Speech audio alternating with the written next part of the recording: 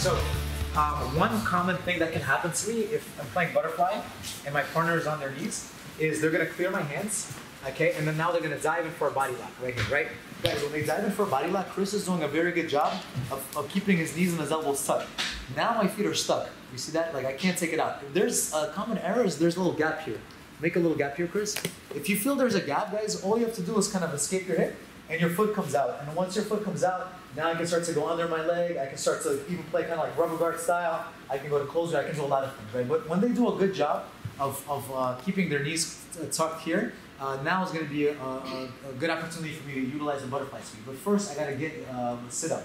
So what I'm going to do is I'm going to pay attention to where he's looking. So if he's looking towards my right, there's going to be a little gap under this side. It's going to be very hard for me to put my hand where his face is, right? But where his neck is, I'm going to be able to fit my hand, and I'm going to push right on the shoulder.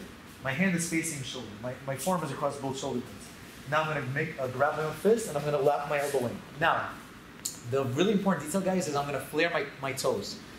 Chris is able to feel my shoelaces. If my feet are kind of relaxed, he can look to kick one leg back, Chris, and now see, he's able to do all this kind of stuff. Whereas if I keep my shoelaces sticky, kick your leg back, Chris, as you can see, my leg follows him, all right? And this is gonna be good for me, right? So, but before that happens, guys, I'm gonna look to sit Chris up. So I'm gonna hunch my back, I'm gonna round myself as much as I can, I'm gonna push, and now I'm gonna lift my shoelaces up, and I'm gonna sit Chris forward. As soon as I sit him forward, I'm gonna bring my chin on the back of his head. I don't want his head to pop up, all right? Because he can start to go for a knee cut or something like that. From here, Keanu, look, I'm gonna start to go for my overhook. I'm gonna grab the tricep. Now I'm gonna take my toes out, and it's very important, guys, that I scooch out towards the side. If I can scooch out towards the side, now Chris is gonna become very light because I have that same angle as I would in a classic butterfly sweep. Guys, as soon as we're here, let go of the overhook, look to post, look to win your own underhook, or you can start to, especially because they're grabbing you can grab their tricep, and you can start to sit them up and do stuff like Big Raj likes to do. All right, here, you have a lot of different things that you can start to utilize. All right, little different arm locks, different kind of sequences that you can do from there. All right, so again, playing my butterfly guard, my partner clears my hands, all right, and they dive in. As soon as they dive in, I gotta work now, all right? I can't let them start to clear my hooks, all right? So look, I bring my frame in A, I grab my fist, I lock my elbow in.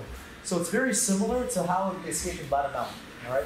Just like this, I have this like strong structure.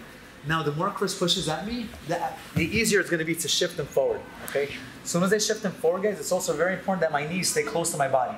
If my knees extend too much, he can look to kind of climb and even like mount on me, fold my legs, go to my back, things like that, right? So I wanna make sure that my knees are close to my body. My chin goes on the back of his head. I win my overhook and I grab his tricep because again, I don't want Chris to start to post and jump over me and things like that, right? From here, I take my toe out and now look, I scooch out, okay? I wanna be out of the line of fire. This is a line of fire, all right? So I scoot it out, and then from here, as soon as I take that away, now I can elevate with the hook, start to post, start to bring this as an underhook.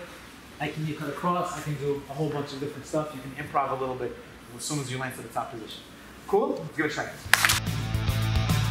If you just reviewed what would happen if our partner or opponent entered into the body lock, it would be way better to intercept them on their way in, right? Because if they have a good body lock passing, yeah, we can shift them forward and we can look to sweep them over, but they can do a lot of things as well. And guys, Pablo pointed out as well that a lot of times when the person here, right, they smash us here, and then we get our frame in A, we get our hand in B, and then we sit them up.